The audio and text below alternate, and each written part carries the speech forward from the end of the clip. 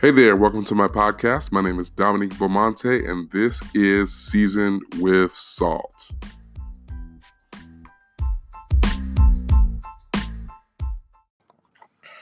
So anybody who knows me knows that I really love college football, primarily the Oregon Ducks, but I'm a Pac-12 guy. I just love college football. I love the art. Um, I have a master's degree in higher education administration and did my thesis looking at the ways that the culture and the experience of being a football player or a college athlete impacts the success, the overall life success of African American men. I just love football. And I love everything that has to do with it, especially college football. And a lot of my leadership practices, a lot of the analogies that I use, a lot of the coaching strategies that I've employed over the years have really been birthed in some of the things that I've read, like books by coaches, just really studying coaches, primarily on the college level. And so I thought it would be cool to have as a guest someone who understands this very well. Today's guest is a friend of mine. I'm calling him a friend of mine, even though we just recently met. Edwin Weathersby. He is the director of football player personnel at UC Davis. And this year they experienced some great success as they went to the semifinals, and I thought it would be really cool to chat with him. But before I chat with him, I just wanted to draw your attention to a couple of things. I named this podcast Lessons that we can learn from a football scout. And I want you to be really open your mind and your heart to kind of listen to some of the things that go into the work of being a college football scout, and maybe the way that the experience that Edwin has had and the work that he does overlaps with just your coaching philosophy, your philosophy with regard to mentorship, selection of friends. I'm curious to just hear about the overlap that others find, as I have been so privileged to find so much overlap in my personal life with football and coaching. So without further ado, check out the interview. Let me know how you like it. Share it on your networks. Write reviews if you feel so inclined. But I appreciate you tuning into this episode and look forward to talking to you soon. Check out the interview.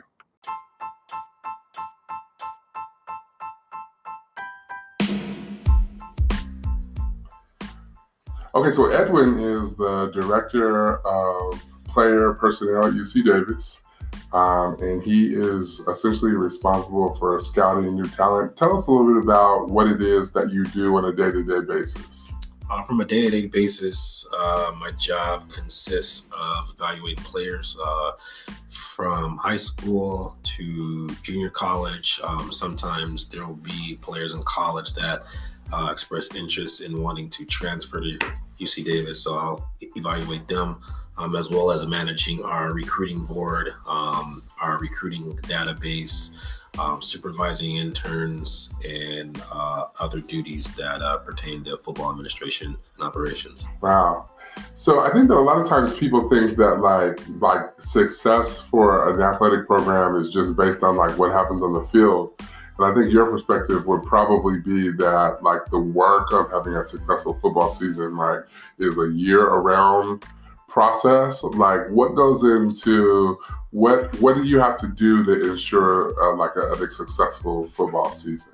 I have to establish a culture of commitment, accountability, work ethic, passion, and establishing just the overall culture is part of the fabric of the foundation of success for what your season can be. I think that's imperative. Our coaches do a great job, especially our head coach, Coach Hawkins, does a great job of preaching. Culture is what's the most important thing, and it's a culture of family. And as I said before, being committed, passionate, and being accountable to all of our roles and each other. Okay. You mentioned the word culture. When you're looking for an ideal member of a team, Like, what are you looking for? Is it talent? Is it just raw talent? Is it potential? Is it integrity? Like, what are the things? And maybe give me like an example of like how you determine somebody's, ability to be a good contributor to the community. It's pretty much all those things that you just mentioned. For myself, my job, specifically pertains to looking and evaluating the kids' physical talent. People in my position were always trying to find the best players possible, the most talented players possible. But for a program like UC Davis, what I've learned that you have to find the right players. Not everybody can be admitted to our school. Not everybody fits the culture that we've established. And not everybody fits the makeup of what it takes to be successful at a school like UC Davis. So when I'm watching film, there's critical factors at every position that I'm looking for. But as we dive deeper into each pertaining player, we're looking for their makeup and how we think that they would project to be successful on our team and on campus. Cool. It seems like confidence is a really important aspect of athletics. How can you tell the difference between confidence and arrogance, and how much of that is coachable, or like how do you navigate that when you're dealing with individuals who have grown to be very confident in their physical ability? That's a very good question. Obviously, it's a fine line navigating between someone that's simply confident versus someone that can be deemed arrogant. I think a confident person obviously knows and is assured of themselves and their talents, but an arrogant person probably puts themselves before the team. So someone that is always about the team and how can they serve the team and help the team, that's sure of themselves and sure of their role. I think that's where you can kind of assess that person being as more confident versus someone that's arrogant, where they're simply about themselves and they're not about the team, and they're just simply sure of themselves and what they can do, and they make things strictly about themselves. Then that person is probably likely to be more arrogant and not as much as a team player. How do you weigh character in an 18-year-old football player? Like, if you're just scouting somebody, you're looking for somebody, like, how can you ascertain what type of contributor they will be as far as integrity by just like looking at tape? Like, what are some of the things that you're looking for in a player? As far as intangible things, you can see that on tape by just looking at the kid's body language, seeing how they play, how they compete.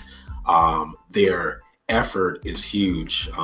You can watch tape and know the situation of the game and the down, and if their team is down by 40 points and it's the fourth quarter and you see them on tape and they're still going hard, then you know that that person is very committed and passionate, and that's something that you admire and you want on your team.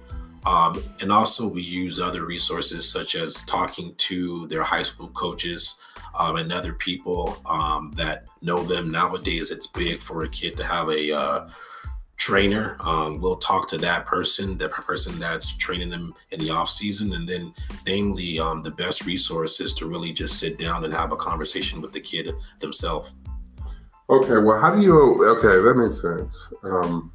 How do you ascertain a kid's mental fortitude? Like, I know for me, like, just a person that loves sports and kind of deals with like sports related depression, like after my team like loses a game, like I'm kind of tore up. Like, it is sometimes difficult for me to like mentally enter into the next game with the full like sort of mindset. Okay, we're gonna win this game, because I'm thinking about like, oh man, we made a mistake last time, and we're kind of, that mistake kind of led to like perhaps us not being as successful. Like, how can you tell whether a kid has the capacity to bounce back, and then how do you coach that?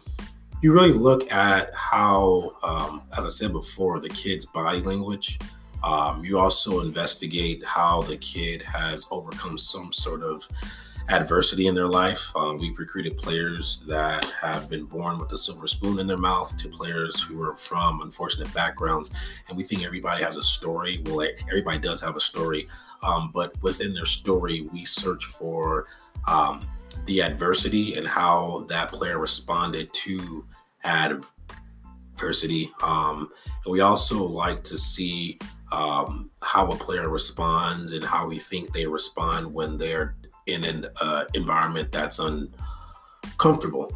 For us, I mean, you can know that by speaking to them, like we said, speaking with the high school coaches, and also just monitoring them and evaluating them when they come to our camp or when they come to our campus on unofficial visits, because there will be times where we're going to be on the road. Like this past year, we're in Montana and it's 26,000 people and we literally cannot hear one another talk because it's that loud, and it's very uncomfortable for us. And so just finding out and putting the kid in different scenarios, be it in a one-on-one interview or at our camp or talking to people around the player, is trying to search for different examples of how they've responded to when they've been put in uncomfortable environments.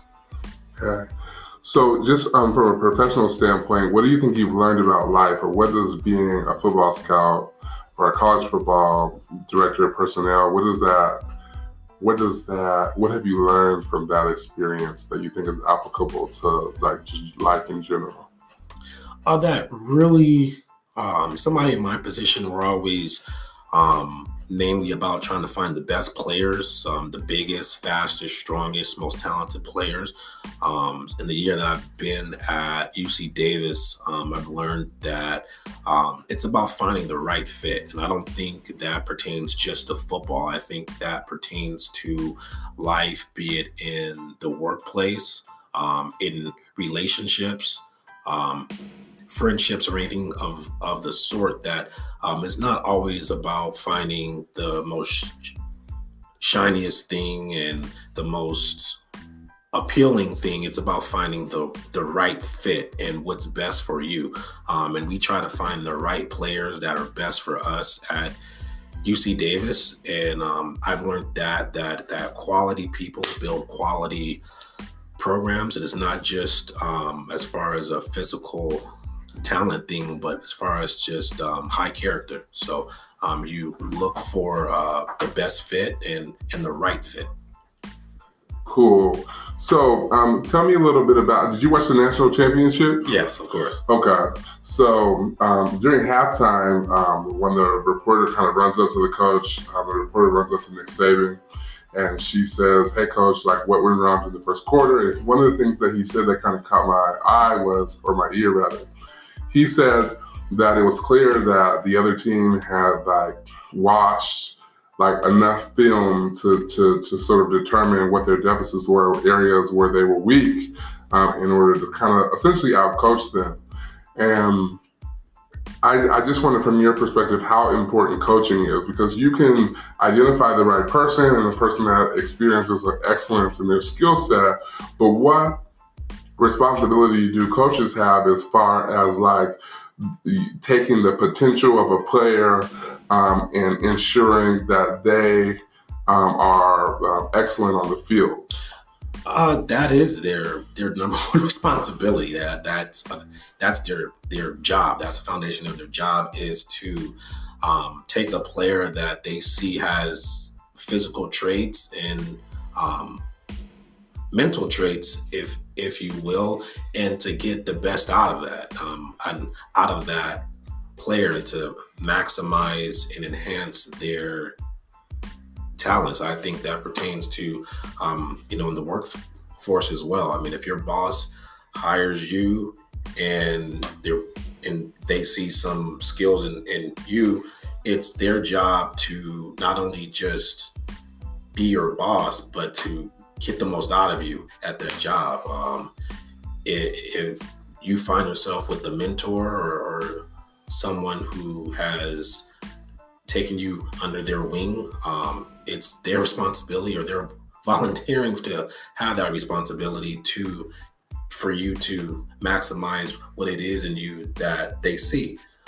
So as a coach, it's their number one job to get the best out of each recruit that we sign and out of our players. What's your advice to parents who believe in the potential of their child and want to see them successful athletically? Like, what can they do to best prepare their child, and what are some things that they shouldn't be doing? Well, of course, the best thing to do is to get their kid as much exposure to college coaches as they can, taking them and putting them on various nowadays in basketball. AAU is it. I mean, a lot of times, my sister got her scholarship offer in basketball from her AAU team, not her high school team. But exposure is the number one thing, and getting their kids in the right environment as far as sending them to camps is huge. But a huge thing also is preparing them academically. There's a lot of people out there and a lot of recruits and a lot of parents out there who have talented kids, but they haven't hammered home and emphasized academics. And by the time their kids are in high school, it's about a little bit too late for a school to actually show serious interest and to really go down the road of offering them a scholarship, because their grades are so bad, because their parents did not emphasize the academic side of things. And the one thing that a lot of parents out there forget is that they're trying to get their kids scholarships and to college for themselves to end up getting an education for free, not because that they want their kids to play professional sports, but the fact that they're trying to get their kids an education for free, because college tuition is not cheap. I know that for a fact. But I think those two things, exposure and preparing their kids academically, are the two best things. And what they shouldn't do is they shouldn't hound college coaches and calling them and emailing them constantly. If they feel that their kid is worthy of being evaluated by a college, they should contact them, bring them to their camp, and let their kids' talent do the talking.